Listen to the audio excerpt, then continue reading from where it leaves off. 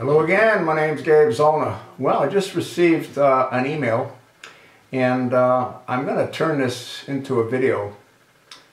I think you're going to find it somewhat interesting, somewhat revealing, and somewhat frightening. Yes, he told us in advance what he planned to do. Few were listening. The following is a narrative taken from a 2008 Sunday morning televised Meet the Press. From Sunday's 07 September 2008 at 11:48:04 EST, televised Meet the Press, the then Senator Obama was asked about his stance on the American flag. General Bill Gahn, U.S. Air Force retired, asked Obama to explain why he doesn't follow protocol when the national anthem is played. The general stated to Obama that according to United States Code, Title 36, Chapter 10, Section 171, during renditions of the national anthem, when the flag is displayed, all present, except those in uniform, are expected to stand at attention, facing the flag with their right hand over their heart, or, at the very least, stand and face it.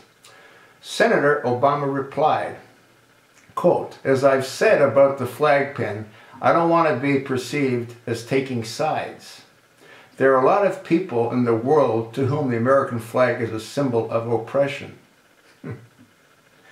The anthem itself conveys a warlike message. You know, the bomb bursting in air and all that sort of thing." Obama continued, "The national anthem should be swapped for something less peripheral and less belocious. I like the song. I'd like to teach the world to sing.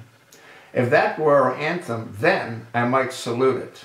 In my opinion, we should consider reinventing our national anthem as well as redesign our flag to better offer our enemies hope and love. It's my intention, if elected, to disarm America to the level of acceptance to our Middle East brethren. We, as a nation of warring people, conduct ourselves like the nations of Islam, where peace prevails.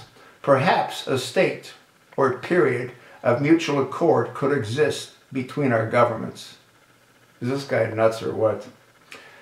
"When I become president, I will seek a pact of agreement to end hostilities between those who have been at war or in a state of enmity, and a freedom from disquieting oppressive thoughts. We as a nation have placed upon the nation of Islam an unfair injustice, which is why my wife disrespects the flag, and she and I have attended several flag burning ceremonies in the past."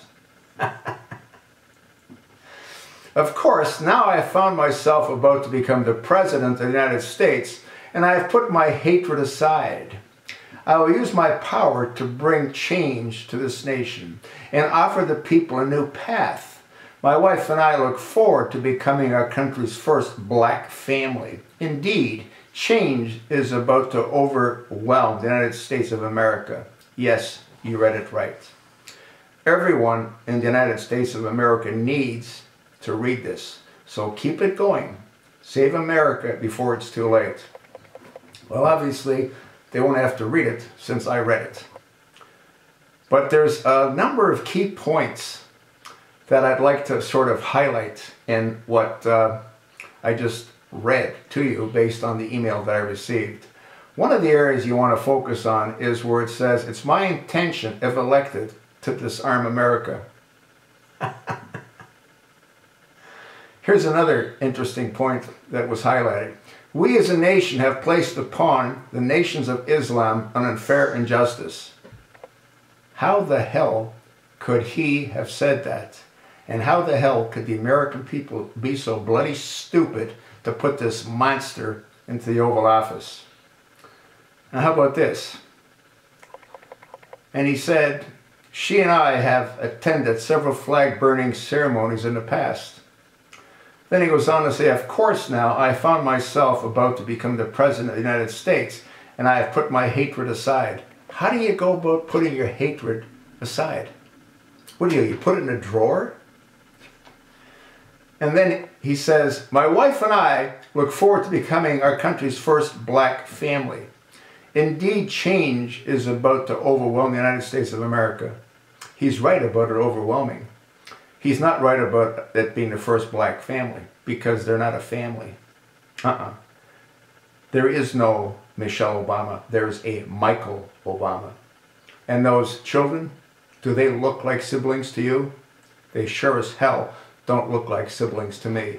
And if our government is expected to pay for their Secret Service protection for the rest of their lives, we need to know that they are indeed their siblings.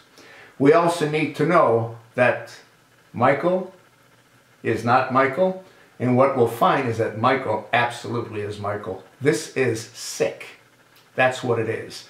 And for the American people to have elected this monster when he made it very clear what he intends to do, which is exactly what he's doing, which is exactly what he's done. Shame on the American people.